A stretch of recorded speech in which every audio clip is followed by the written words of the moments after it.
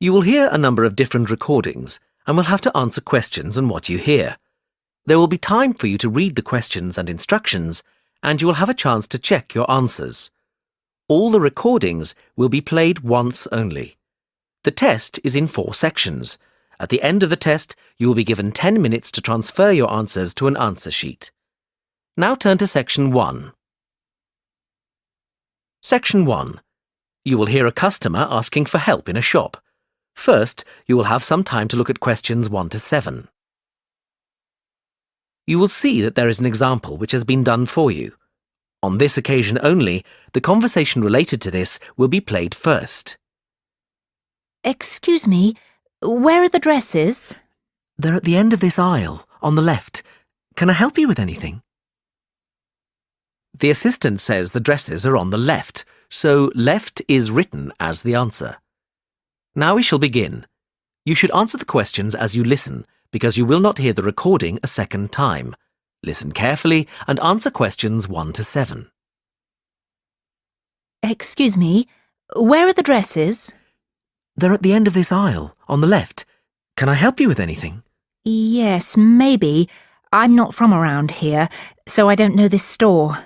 Well, I can help you with anything you need. Fantastic. I'm actually down here for my brother's wedding, and I need something to wear. I've just started a new job, and I haven't had time to get anything yet. I'm looking for something smart. Maybe a new dress. Well, what about this one? I think it's too hot for long sleeves. Yes. Well, this one has shorter sleeves, and it still has the bow, which I think is a nice detail. Or there's this patterned one. I'm not keen on a pattern. I think I'll go for the one with the bow. Do you have it in a size 10? Let me have a look. Yes, here. Great. I need a hat, and then I can try them on together. What kind of hat are you looking for? What about this one with the flower? Yes, but if I may suggest, a taller hat would add to your height. Really? Yes, try this one.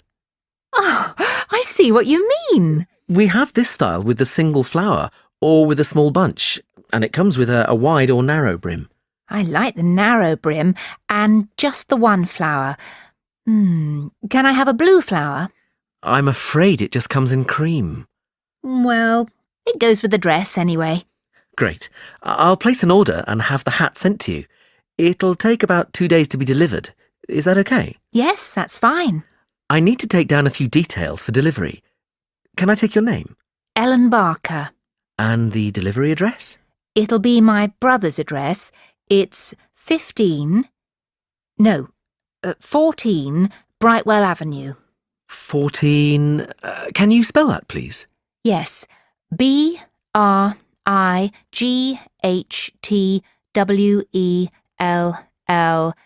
Avenue, Staybridge, Kent, DA4 7DF. And can I take a contact number?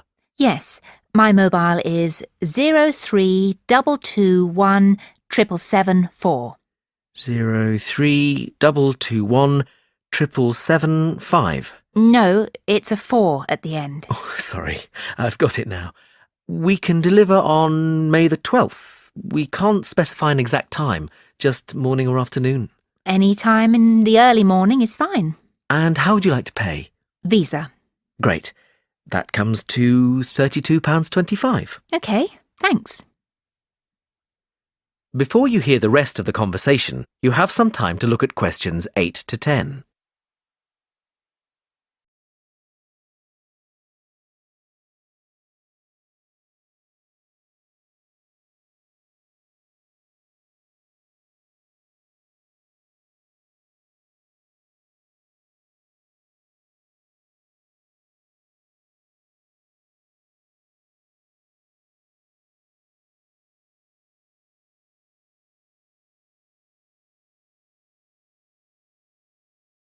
Now listen and answer questions 8 to 10.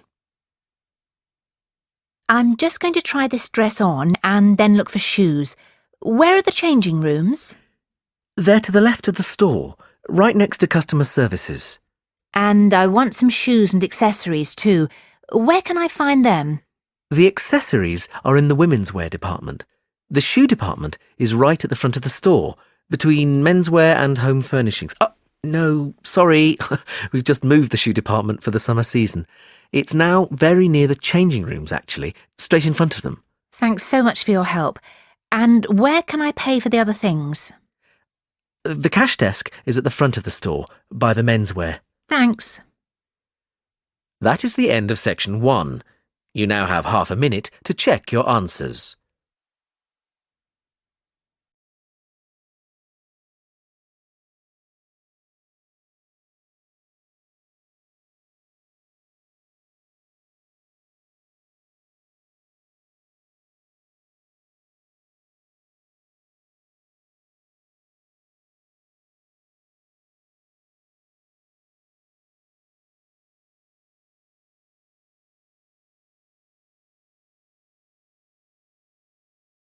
Section 2. You will hear a talk by a tour guide. First, you will have some time to look at questions 11 to 17.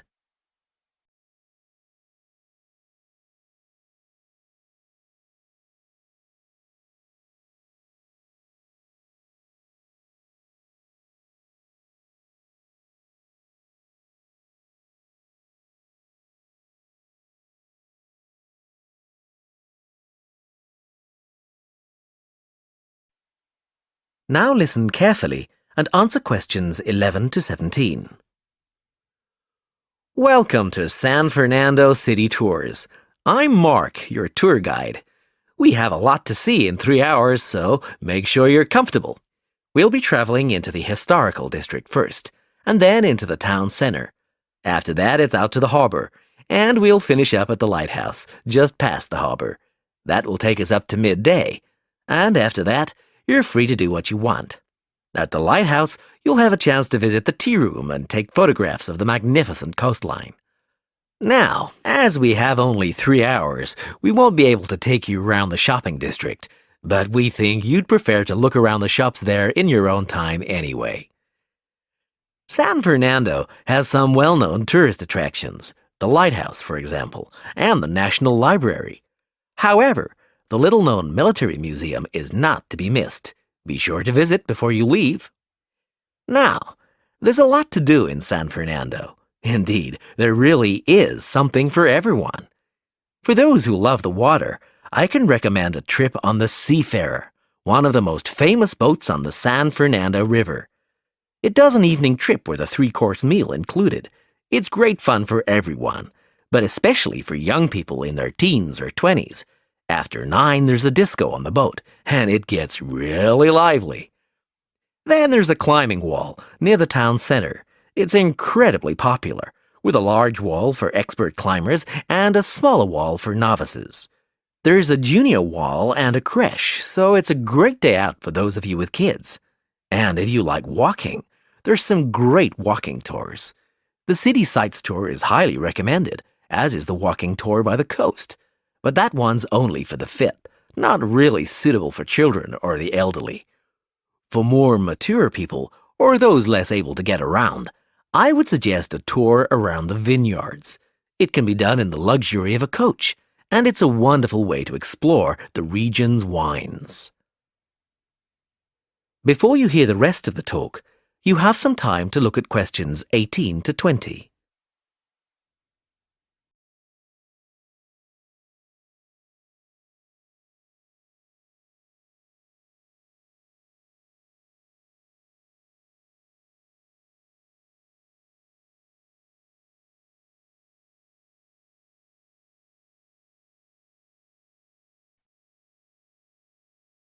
Now listen and answer questions 18 to 20.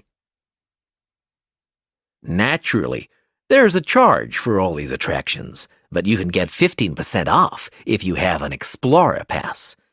If you don't have a pass but would like one, the driver here has application forms. Just ask him for one and fill it out while on the tour. Then you hand it into the tour office. Normally, it costs $10, but this year it's just $7. When you hand it in, you'll get your picture taken for the card on the spot, and then your card is ready to use. Remember to show it whenever you pay for anything. The discounts apply not just to tourist attractions, but some bars and restaurants. Basically, everywhere you see a red Explorer symbol. Ah, we're coming up to the historical district now. If you'd like to look at... That is the end of section 2. You now have half a minute to check your answers.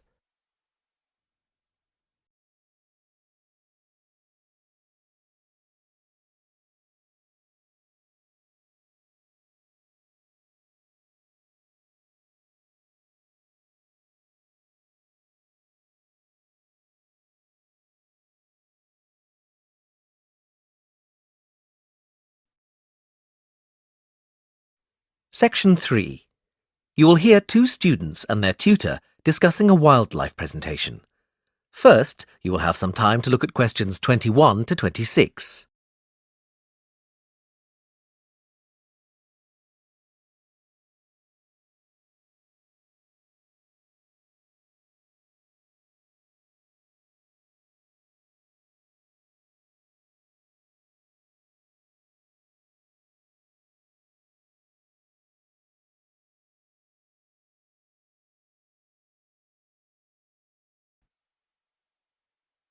Now listen carefully and answer questions 21 to 26. Hi, Katie. Hi, Ian. Come on in. Hi, Professor Gordon. We wanted to talk to you about our wildlife presentation next week. Have you decided how to organise it? Yes, Professor. At first, we were going to focus on the cat family, but then we decided to talk about nocturnal animals instead. Yes, good idea. And how is your planning going? It's going well. We think we have enough material for 20 minutes. The advantage is that there are so many visual aids we can use. We found lots on the internet which we think will be really interesting for people. The problem is that this topic has been hard to narrow down. If anything, we've got too much information for just 20 minutes. How do you think we could narrow it down further? It is a broad subject. There are a few ways you could do it, but I'd recommend just looking at a representative sample of nocturnal animals, just 4 or 5. Yes, and maybe we could choose one animal from each continent, or a land creature, a marine creature and a winged animal. I like the idea of separating it by different types of animals. And if we limit the detail, we'll definitely have enough time. But don't limit the detail too much. Also, think how you're going to interest the audience. Well, we're going to have a picture for each animal so we can talk through the picture. That's a nice idea, but don't limit yourself to pictures. If you can find any clips of the animals, use them. Showing brief video clips can keep an audience interested. I'll look on the internet tonight. And think of questions to ask your audience. People like to be involved. Yes, that's a great idea. Anyway, Professor, we've been practicing our presentation and we'd like to show you a small section. Is that okay? Well, we just have a couple of minutes left, but go ahead. Before you hear the rest of the conversation, you have some time to look at questions 27 to 30.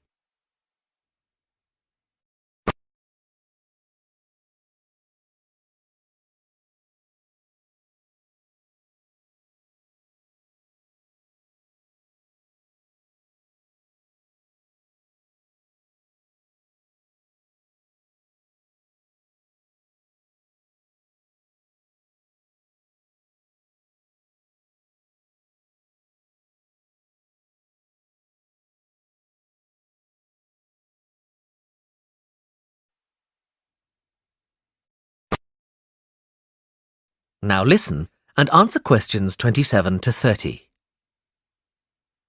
Well, we were thinking of presenting each animal with a picture and describing their physical characteristics. Okay, but not in too much detail. That's just background information. We'll start with the jaguar. I'll introduce it by saying that the jaguar is a nocturnal animal and the only species of the genus Panthera to be found in the Americas. Like any cat, it has whiskers and it can move quickly. Its spine has great movement, meaning a jaguar can take long strides, sometimes up to 5.5 meters. This can make it a deadly predator, as you can imagine. Moving on to the fur, its fur is quite distinct. The markings are like black donut-shaped spots on its otherwise yellow fur. People often confuse them with a leopard for this reason. Now, the tail is interesting. Although people think that the tail has stripes on it, the fur on the tail actually is similar to the body, with black circles around the lower section. The jaguar is generally a creature to be feared. Oh yes, I should have mentioned this earlier. Sorry, like most cats, it has sharp, retractable claws. Yes, that's fine, but be careful. The jaguar is usually thought of as nocturnal, but strictly speaking, it's crepuscular. In other words, most active between dusk and dawn. But as long as you mention this, you can put it under the umbrella of nocturnal. Is that all? Yes, I think so. Thanks, Professor. That is the end of section 3. You now have half a minute to check your answers.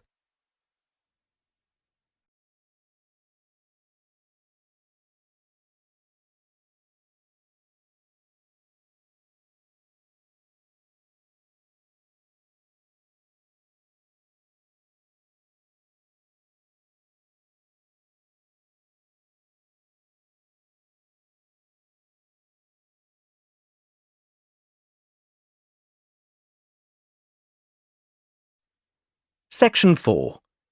You will hear a lecture on time. First, you will have some time to look at questions 31 to 40.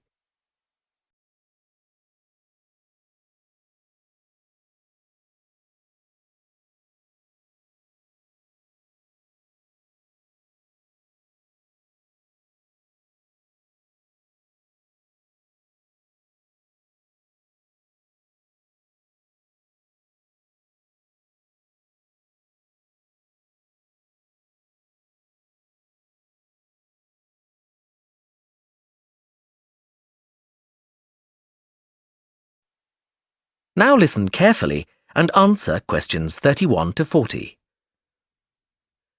The subject of this series of lectures is horology, the science of measuring time, and we'll be looking at a few basic concepts in this lecture. The measurement of time has come a long way since ancient times. It began with such devices as the sundial, where the position of the sun's shadow marked the hour. Daylight was divided into 12 temporary hours. These temporary hours were longer in the summer and shorter in the winter, simply because the amount of daylight changes with the seasons. The earliest sundial we know comes from Egypt. It was made of stone and is thought to date from 1500 BC. Sundials were used throughout the classical world and, with time, evolved into more elaborate devices that could take into account seasonal changes and geographical positioning and reflect the hours accurately, no matter what the time of year. This was quite an achievement in technology. Today, sundials can be seen as decorative pieces in many gardens. In the 11th century, the Chinese invented the first mechanical clocks. They were large and expensive, and certainly not intended for individuals. However, this is the type of clock we are familiar with today. There have been many developments in clocks and watches since then, and they have been greatly improved. But if your clock or watch makes a ticking sound, then it could well be based on the mechanical movements the Chinese developed 1,000 years ago. However, timekeeping has moved on from the mechanical clock.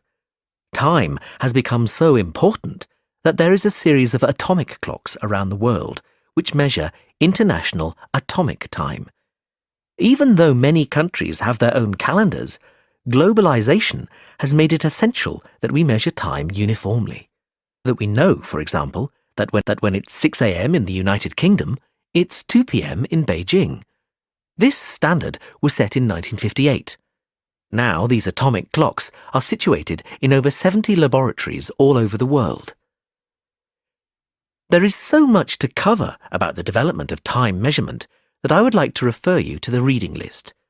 The core text is The Development of Time, Theory and Practice, but there are many other useful texts. A good grounding in the subject is given in Understanding Time by J.R. Beale. Although some sections lack detailed analyses, it does offer a good foundation.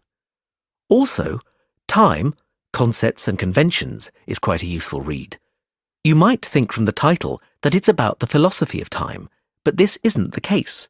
Rather, it gives a good description of how different countries have different approaches to time in terms of calendars and days. Lastly, The Story of Time by David Harris analyses time in great detail, and I would recommend this book if you are aiming to specialise in horology. Now, we're going to continue with an in-depth look at lunar and solar cycles. That is the end of the listening test. You now have half a minute to check your answers.